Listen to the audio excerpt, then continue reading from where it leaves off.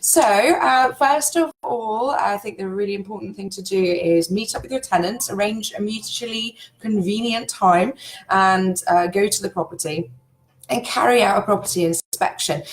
You should be familiar with this if you've been a private landlord for a while, but if you're not, don't worry, give us a call. We can run through bits and pieces to look at.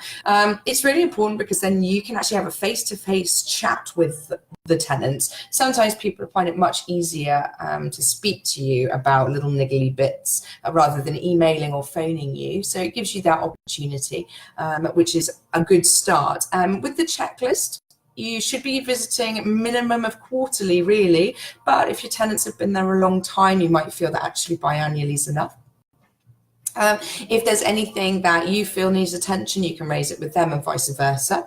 Then when you've been, you have to write it all down. You have to create a report on it, because otherwise it's really easy to forget what they said, what you said, and it can become a bit of a battle.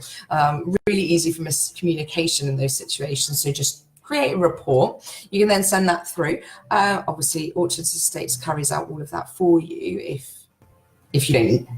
If you're not a private landlord and you have us doing it.